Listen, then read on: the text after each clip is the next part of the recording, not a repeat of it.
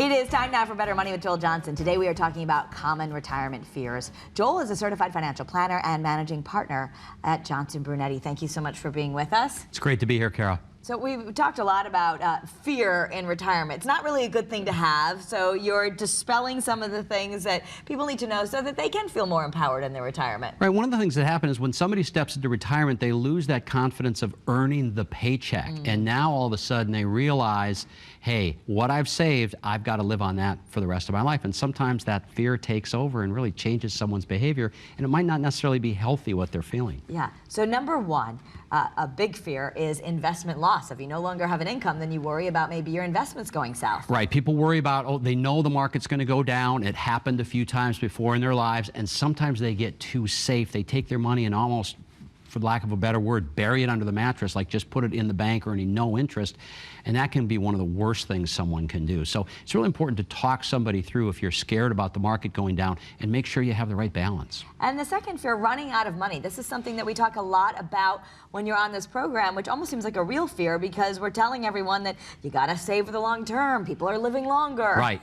And as I talk to people all across the country, this is the #1 subject that comes up. The second one is long-term care, but this is the biggie. Will I have enough money to last for the rest of my life? Or will I have enough money to last for the rest of my life and maybe pass something on to my kids?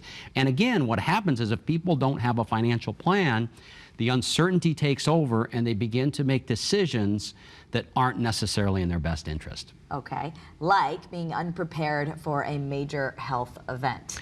Right, and healthcare is a big issue. You know, the premiums go up every year. Even when somebody's on Medicare and maybe having a supplement, it's much more expensive than it used to be, and it doesn't cover everything, and it certainly doesn't cover long-term care. So many times when we're doing financial planning, we're setting aside a little reserve account, sometimes a big reserve account, to make sure that these contingencies are covered. Also, we see parents and grandparents now setting aside some money to pay for kids or grandkids' health care because the benefits just aren't what they used to be. And so the grandparents are trying to help out. Exactly. And there's also the effect of inflation.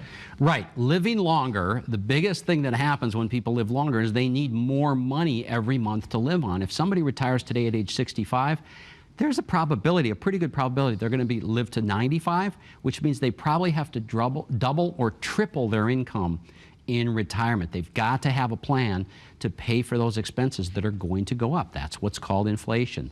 The value of our dollar being spent out there goes down as time goes on. So you have a free guide for everyone watching to help you through these fears. It's called Protection, Growth, and Income, and everyone can have it for free. All you have to do is go to bettermoneytv.com to get the offer. Absolutely. We want everybody to get the offer. It's got great information and other resources they can tap into. Alrighty, thank you so much, Joel. Thanks, Kara. That's Better Money.